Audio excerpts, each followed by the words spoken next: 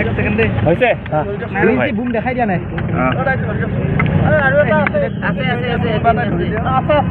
আজি আপোনালোকে জানে যে পথ সুৰক্ষা আমাৰ কাৰণে এটা অতি গুৰুত্বপূৰ্ণ বিষয় আৰু এই বিষয়টোৰ ওপৰত আমাৰ অসমৰ মাননীয় মুখ্যমন্ত্ৰী মহোদয়ে নিজে এই বিষয়টো তদাৰক কৰে আৰু বিভিন্ন উদ্যোগ লৈ পথ সুৰক্ষাৰ কাৰণে তেখেতে কাম কৰি থাকে আৰু তদাৰক কৰি থাকে। যেতিয়াৰ পৰাই বনভোজৰ ছিজন আৰম্ভ হ'ল, পিকনিক ছিজন আৰম্ভ হ'ল, তেতিয়াৰ পৰাই এই ক্ষেত্ৰত কিছুমান বিশেষ উদ্যোগ লোৱা হৈছে যাতে আমি পথ সুৰক্ষা আমি পালন কৰিব পাৰোঁ আৰু সকলোৰে জীৱন সুৰক্ষিত কৰি থাকিব পাৰোঁ। এই ক্ষেত্ৰত কেইবাখনো মিটিং, ষ্টেট লেভেল মিটিং ইতিমধ্যে হৈ গৈছে, কেইবাখনো ভিডিঅ' কনফাৰেঞ্চ হৈ গৈছে আৰু কেইবাখনো ভিডিঅ' কনফাৰেঞ্চত ইয়াত মুখ্যমন্ত্ৰী মহোদয়ে নিজে অংশগ্ৰহণ কৰি তদাৰক কৰিছে। আজি এটা বিশেষ দিন, আজি 31 ডিচেম্বৰৰ নিশা। 31 ডিচেম্বৰৰ নিশা এটা নতুন বছৰ আদৰাৰ কাৰণে ৰাইজ ৰৈ থাকে আৰু ৰাইজে ফূৰ্তি আনন্দ কৰিব খোজে। সেয়া আমি সকলোৱে বিচাৰোঁ যে ৰাইজে আনন্দ ফূৰ্তি কৰক, কিন্তু নিজৰ বা আনৰো কাৰো হানি বিঘিনি নোহোৱাকৈ কৰক। সেইকাৰণে আমি আজি সকলোকে আহ্বান জনাইছোঁ আমি যাতে পথ সুৰক্ষাৰ যিখিনি নিয়ম, সেই গোটেই নিয়মখিনি যাতে আমি মানি চলোঁ।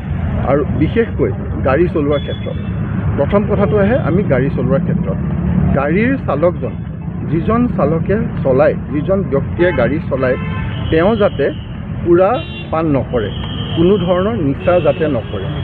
সুৰা পান কৰি বা নিচাগ্ৰস্ত হৈ যাতে কোনেও গাড়ী নচলায়। আৰু আমাৰ পুলিচৰো ব্যৱস্থা থাকিব, বিভিন্ন স্থানত আমাৰ চেকিং থাকিব, কোনোবাই মদ্যপান কৰিছে নেকি, সুৰাপান কৰিছে নেকি আমাৰ চেকিং কৰা হ'ব। চেকিং কৰা হ'ব কেৱল চালকজনকহে চেকিং কৰা হ'ব, কাৰণ সেই চালকজন তেওঁ সুস্থ অৱস্থাত আছে নাই, গাড়ী চলাব পৰা অৱস্থাত আছে নাই, গাড়ীত থকা আৰোহীকেইজনক সুৰক্ষিত কৰি চলাব পৰা অৱস্থাত আছে নাই, সেয়া আমি চেক কৰিম। গতিকে গাড়ীত থকা আন যিকেইজন আৰোহী তেওঁলোকক আমাৰ চেক কৰা নহ'ব, কিন্তু যিজন চালকজনক আমি চেক কৰিমেই, তেওঁ নিচা কৰিছে নেকি, সুৰাপান কৰিছে নেকি চেক কৰিমেই, বাকীকেইজনক কৰা নহ'ব। গতিকে আপোনালোকে এই ৰাইজে যাতে এই কথাখিনি মানি চলে, কোনো নিচা কৰা লোকক, সুৰাপান কৰা লোকক আপোনালোকে গাড়ী চলাবলৈ নিদিব। আৰু এটা কথা যে আপোনালোকে ছিট বেল্ট মাৰি থাকিব, ছিট বেল্ট চালকজনেও যাতে ছিট বেল্ট মাৰে, আন আৰোহীকেইজনে যাতে ছিট বেল্ট মাৰে, সেই কথাটো আপোনালোকে অনুগ্ৰহ কৰি মনত ৰাখিব। লগতে আপোনালোকে অভাৰ স্পীডিং নকৰিব।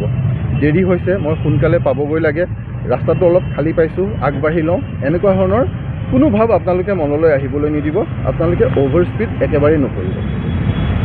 ৰেকলেছ ড্ৰাইভিংটোতো একেবাৰে দূৰৰ কথা, কোনো ধৰণৰ কম্পিটিশ্যনত নামিব নালাগে। মই আগতে যাওঁ, তুমি পিছত আহা, কোনো ধৰণৰ ৰেচ কৰিব নালাগে। বা এটা টাৰ্ণিংটো খুব আমি জোৰেৰে টাৰ্ণিং লৈ চাওঁ, আজি 31 ডিচেম্বৰ নিশা 31st নাইট, তেনেকুৱা ধৰণৰ যাতে কোনো একো নকৰে। ৰাস্তা খালী পালেও নকৰিব, ৰাস্তা ভিৰ থাকিলেও নকৰিব।